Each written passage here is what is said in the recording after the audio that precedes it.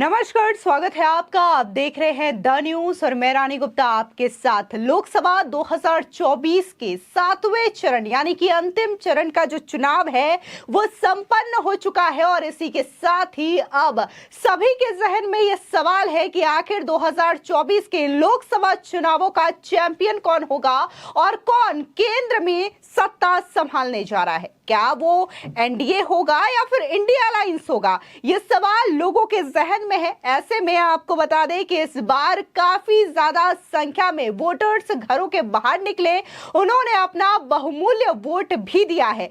ऐसे में जो आंकड़े हैं वो सामने आ चुके हैं। आपको बता दें कि द न्यूज का महा एग्जिट पोल जो है वो हम लेकर के आ चुके हैं और आपको बताएंगे कि आखिर वो कौन सी सीटें हैं, वो कौन से राज्य है जहां पर कौन सी पार्टी बढ़िया परफॉर्मेंस करती हुई नजर आ रही है। दरअसल आपको बता दें कि आपको ये चीजें पता है कि एक तरफ जहां एनडीए है तो वहीं दूसरी ओर कांग्रेस पार्टी के साथ मिलकर के कई सारे दलों ने एक पूरा नया अलायंस बनाया है जिसे नाम दिया गया है इंडी अलायंस और मुकाबला जो है वो बीजेपी और इंडिया अलायंस के बीच में है। ऐसे में हम सिलसिलेवार तरीके से तमाम राज्यों की सीटों पर नजर डालेंगे कि आखिर वहां पर कितनी सीटें हैं और कहां पर कौन सा मुद्दा जो है वो सबसे ज्यादा छाया रहा और कौन सी सीटों पर कौन सी पार्टी जो रही उसने अच्छा और बेहतरीन प्रदर्शन किया। तो सबसे शुरुआत जो करेंगे हम पहले वो राज्य है उत्तर प्रदेश। आपको बता दें कि उत्तर प्रदेश को लेकर के यही कहा जाता है कि अगर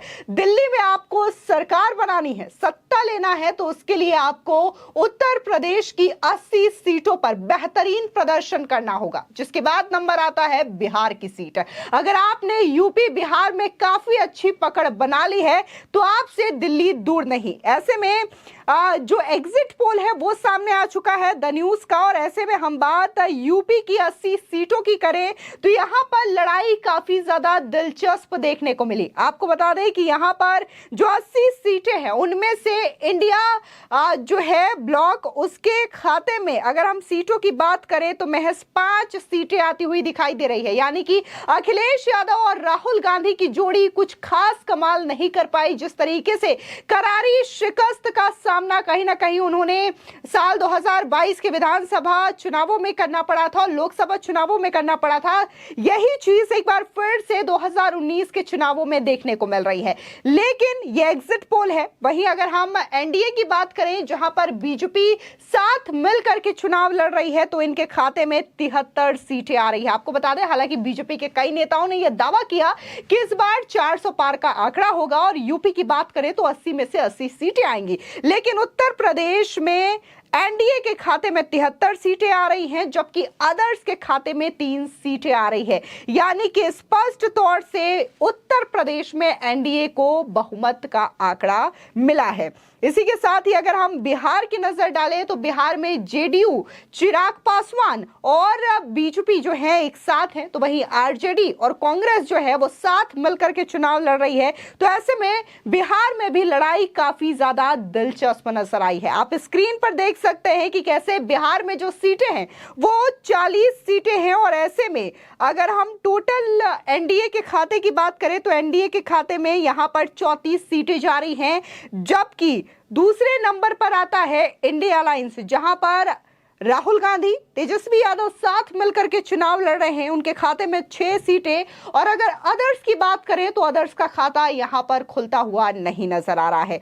अब बारी है वेस्ट बंगाल। वेस्ट बंगाल यानी कि पश्चिम बंगाल, ये सीट भी काफी ज्यादा छाई रही। यहां पर जिस तरीके से चुनावों में अराजकता का माहौल देखने को मिलता है, हिंसा का माहौल देखने को मिलता है, यह भी अपने आप में सुर्खियों में रहता है। और पश्चिम बंगाल की बात करें तो ममता बनर्जी यहां पर मुख्यमंत्री हैं, इंडिया अलायंस की हिस्सेदारी है उनमें, लेकिन पश्चिम बंगाल में वो अकेले चुनाव लड़ रही हैं और उनकी लड़ाई सीधे तौर पर कांग्रेस से भी है, बीजेपी से भी है। तो यहां पर अगर हम सीटों की बात करें तो एनडीए काफी ज्यादा बहुमत बनाते हुए नजर आ रही है। अगर हम 2019 के वोटिंग शेयर की बात करें, सीटों की बात करें तो 2019 में भी बीजेपी ने काफी अच्छा प्रदर्शन किया था और इसी प्रदर्शन के मुताबिक वेस्ट बंगाल में 25 सीटें जो है वो बीजेपी की आ रही है, जबकि अगर हम बात टीएमसी की करें तो टीएमसी के खाते में 16 सीटें। याद करिए 2014 के बाद 2019 में टीएमसी की सीटें घटी थी, इसके बाद 2024 में एक बार फिर से ये सीटें घटती हुई नजर आ रही है। और वजह यह है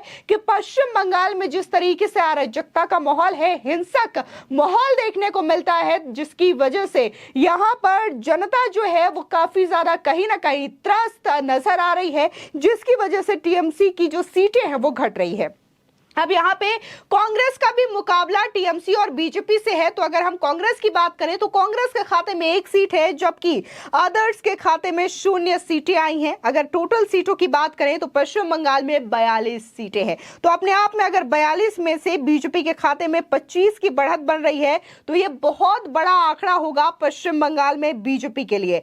अब अगर हम नजर डालें तो मध्य प्रदेश में काफी समय से बीजेपी का शासन रहा है। अभी हाल ही में एक बार फिर से विधानसभा चुनाव हुए जहां पर बीजेपी ने शानदार जीत हासिल की। यहां पर कई सारी योजनाएं न सिर्फ केंद्र सरकार बल्कि राज्य सरकार की ओर से भी चलाई जा रही हैं, जिसका लाभ यहां की जनता ले रही है। और शायद यही वजह है कि अगर हम मध्य प्रदेश की 29 सीटों में नजर डालें तो यहां पर बीजेपी अकेले बढ़त बनाती हुई नजर आ रही है 28 सीटों पर, जबकि इंडिया अलायंस के खाते में महज 1 सीट आ रही है। 1 सीट जो कि कांग्रेस को लेकर के लड़ाई दिलचस्प बनी हुई है और कहा जा रहा है कि कांग्रेस की जो लड़ाई है छिंदवाड़ा सीट, जहां पर कमलनाथ का गढ़ कहा जाता है, तो यह सीट कांग्रेस जीतने में सफल हो सकती है। लेकिन यहां भी लड़ाई जो है वो कांटे की लड़ाई है। ऐसे में बीजेपी कहीं ना कहीं मध्य प्रदेश में भी काफी ज्यादा अच्छा प्रदर्शन कर रही है। 28 सीटों के साथ ये बढ़त है। अब हम नजर डालें तो महाराष्ट्र में भी जम करके सियासी भूचाल देखने को मिला, जब उद्धव गुट और शिंदे गुट अलग अलग हो जाते हैं। इसके बाद एनसीपी यानी कि शरद पवार अजीत पवार अलग अलग हो जाते हैं। ये दोनों ही पार्टी अलग अलग गुट बनती है, जिसकी वजह से सभी की निगाहें इस बार भी एग्जिट पोल और लोकसभा चुनावों के बीच महाराष्ट्र में टिकी हुई है। आपको बता दें कि महाराष्ट्र में जो टोटल सीटें हैं वो 48 सीटें हैं। और अगर हम यहां पर एनडीए की बात करें जहां पर अजीत पवार का गुट है और इसी के साथ ही शिंदे गुट है, तो यहां पर जो बीजेपी है महाराष्ट्र में वो 38 सीट ले जाने में कामयाब नजर आ रही है, जबकि इंडी ब्लॉक के खाते में 9 सीटें आ रही हैं और अदर्स के खाते में 1 सीट आ रही है। अदर्स में कहा जा रहा है कि वहां पर असदुद्दीन ओवैसी यानी कि एआईएमआईएम की पार्टी कुछ बढ़िया प्रदर्शन कर सकती है। लेकिन अगर हम बात यहां पर महाराष्ट्र में करें तो शिंदे गुट, अजीत पवार गुट और बीजेपी मिलकर के जो चुनाव लड़ रही है, तो वहां पर जो सीटें हैं उसमें बढ़त नजर आ रही है। अब अगला जो राज्य है वो हरियाणा का राज्य आता है, एक बार फिर से बीजेपी शासित राज्य, जहां पर बीजेपी कई वर्षों से काफी शानदार प्रदर्शन कर रही है। और यहां पर अगर हम हरियाणा की बात करें तो टोटल 10 सीटें हैं, जिसमें से नायाब सिंह सैनी फिलहाल हरियाणा के मुख्यमंत्री है। और बात करें तो हरियाणा में कहा जा रहा है कि 8 सीटें बीजेपी अपने दम पर जीत सकती है, जबकि 2 सीटें इंडिया अलायंस के खाते में और अदर्स के खाते में 0 सीटें आएंगी। आपको बता दें कि हरियाणा में अगर बात हम करें तो किसानों का मुद्दा, पहलवानों का मुद्दा काफी ज्यादा छाया रहा था। लेकिन अगर हम लोकसभा चुनाव पर नजर डालें तो कहीं ना कहीं जो ग्राउंड रिपोर्ट है उसमें यही कहा गया कि ये जो मुद्दे हैं उससे वहां पर असर नहीं पड़ा। और ठीक इसी मुद्दों को लेकर के वेस्टर्न यूपी में भी कहा जा रहा था। वेस्टर्न यूपी में तो यह भी कहा जा रहा था कि यहाँ पे जो किसान है वो बीजेपी से नाराज है, यहाँ पर जो क्षत्रिय है, राजपूत है, वो बीजेपी से नाराज है। लेकिन जब ग्राउंड पर हम गए और वहां पर जब हमने सर्वे किया तो यहां पर कोई भी मुद्दा नजर नहीं आया। और सबसे जो जरूरी बात थी, ये कहा जा रहा था कि प्रधानमंत्री नरेंद्र मोदी से लोग नाराज हैं, जो किसान है, राजपूत है। लेकिन यहां पर ये जो सुनने को मिला कि ये लोकसभा का चुनाव है और प्रधानमंत्री मोदी यहां पर पीएम फेस है, तो ऐसे में पीएम मोदी से कोई नाराजगी लोगों को नहीं है और ऐसे में लोग बढ़ चढ़ करके अपना समर्थन बीजेपी को जताते हुए नजर आए। तो ऐसे में ये जो कहा जा रहा था कि ये मुद्दा बहुत ज्यादा हो सकता है लोकसभा चुनावों में, तो ये मुद्दा कुछ कारगर साबित नहीं हुआ। अब असम में नजर डालते हैं। असम में भी बीजेपी शासित राज्य है, हिमंता बिश्व शर्मा यहां से सीएम है, और अगर हम असम की टोटल सीटों की बात करें तो यहां पर 14 सीटें हैं, जिसमें से बीजेपी के खाते में 10 सीटें जा रही हैं, जबकि इंडिया अलायंस की सीटें 3। अदर्स यहां पे कई सारी रीजनल पार्टियां हैं, जिसमें से अदर्स के खाते में एक सीट आ सकती है। अब अगला जो सीट है वो दिल्ली सीट भी सियासत के मुद्दे में काफी ज्यादा छाया रहा। यहाँ पर 7 सीटें हैं और 7 सीट को लेकर के लड़ाई भी काफी ज्यादा दिलचस्प देखने को मिली है। आपको बता दें कि अगर हम दिल्ली में बात करें तो इंडिया अलायंस एक साथ चुनाव लड़ रही है। यहाँ पर आम आदमी पार्टी और कांग्रेस एक साथ मिलकर के इन 7 सीटों का बंटवारा करती है, अपने प्रत्याशी उतारती है, जबकि बीजेपी अकेले यहाँ पर चुनाव लड़ रही है। आपको बता दें 2019 में इन 7 सीटों को बीजेपी ने अपने दम पर बहुमत के साथ हासिल किया था। और अगर हम एग्जिट पोल की अपनी बात करें तो हमारे एग्जिट पोल में भी 7 की 7 सीटें बीजेपी के खाते में जा रही है, क्योंकि आम आदमी पार्टी और कांग्रेस ने जो गठबंधन किया है जमीनी स्तर पर, उससे ना तो जनता खुश है और ना ही समर्थक खुश है, जिसकी वजह से एक बार फिर से इंडिया अलायंस को एक सीट भी दिल्ली में हाथ नहीं लगने वाली। और सबसे बड़ा जो मुद्दा रहा, आम आदमी पार्टी ने जो करप्शन किया है, फिर चाहे वो शराब घोटाला मामला हो, डीटीसी बसों का घोटाला मामला हो, या फिर स्कूल के घोटाले हो, दवाइयों का घोटाला हो, ऐसे कई सारे मामले हैं जिसकी वजह से यहां पर आम आदमी पार्टी काफी ज्यादा कमजोर हुई है। और अगर बात हम फ्रीबीज की करें तो फ्रीबीज भी कुछ खास असर दिल्ली की जनता में लोकसभा चुनावों को लेकर के दिखाती हुई नजर नहीं आई है। हां, विधानसभा चुनाव में ये आंकड़े बदलते रहते हैं, लेकिन लोकसभा चुनावों में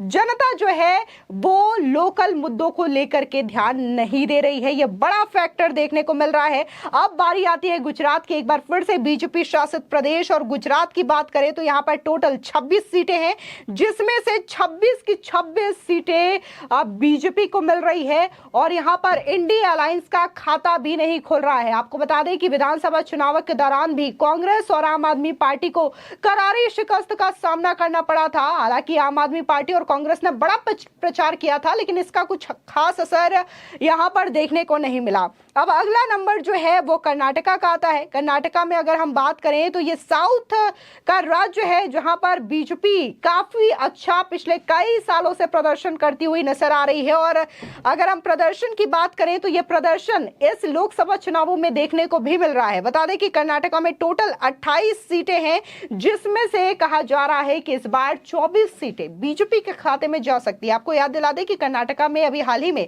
विधानसभा चुनाव हुए थे, जिसके बाद वहां पर कांग्रेस की सरकार बनी। लेकिन जिस तरीके से कांग्रेस सरकार बनते ही जो रवैया रहा, उससे कहीं ना कहीं जनता परेशान है। और लोकसभा चुनावों में यही वजह है कि बीजेपी को बड़ी बढ़त यहां पर दिखाई दे रही है और 24 सीटें बीजेपी के खाते में है, जबकि इंडिया अलायंस को 4 सीटें मिल रही हैं और अदर्स में जो है आंकड़ा 0 का है। अब अगली राज्य की ओर चले तो ये है तमिलनाडु। ये भी साउथ का राज्य है, जहां पर बीजेपी पिछले कई सालों से दमदार प्रदर्शन करती आ रही है। लगातार उनके वोटिंग शेयर्स भी इजाफे में जा रहे हैं। टोटल यहां पर 38 सीटें हैं, जिसमें से तमिलनाडु में 5 सीटें बीजेपी को मिल सकती है, जबकि जो 30 सीटें हैं वो इंडिया अलायंस को जा सकती है। और अदर्स के खाते की बात करें तो यहां पर 4 सीटें आ रही हैं। अब अगली नजर डालें ओडिशा, जहां पर लोकसभा चुनावों के साथ साथ विधानसभा चुनाव भी हो रहे हैं। अभी हाल ही में ओडिशा के मुख्यमंत्री की बात करें तो यहां पर नवीन पटनायक मुख्यमंत्री हैं ओडिशा के।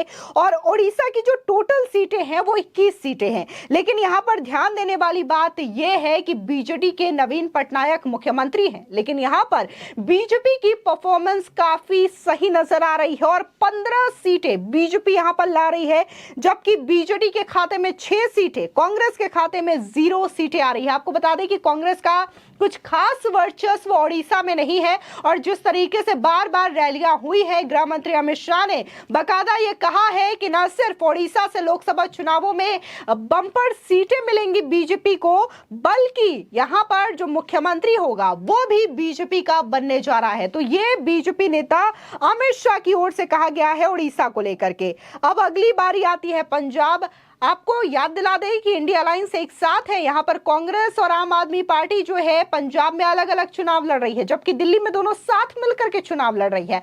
अब इन चीजों को लेकर के, इस गठजोड़ को लेकर के भी ना तो आम आदमी पार्टी के समर्थक खुश हैं, ना तो उनके सपोर्टर्स खुश हैं, और ना ही कांग्रेस पार्टी के सपोर्टर्स और समर्थक खुश हैं, जिसकी वजह से पंजाब में ये गिरावट देखने को मिल रही है आपके यहाँ पे। और पंजाब में टोटल 13 सीटें हैं, जिसमें से 4 सीट बीजेपी को मिल रही है, जबकि 5 आपको मिल सकती है। कांग्रेस के खाते में 3 सीटें, अदर्स वहां पर शिरोमणि अकाली दल जो कि बड़ी पॉलिटिकल पार्टी है, उनके खाते में 1 सीट जा सकती है, यह अनुमान है। अब बात करते हैं हम तेलंगाना भी अपने आप में एक वर्चस्व की लड़ाई के तौर पर यह सीट देखी जा रही है। यहां से हैदराबाद सीट से असदुद्दीन ओवैसी हैं, उनके अगेंस्ट में माधवी लता जो कि बीजेपी कैंडिडेट है। यह लड़ाई भी काफी ज्यादा दिलचस्प है और इसकी वजह से भी तेलंगाना में लोगों की निगाहें टिकी हुई है।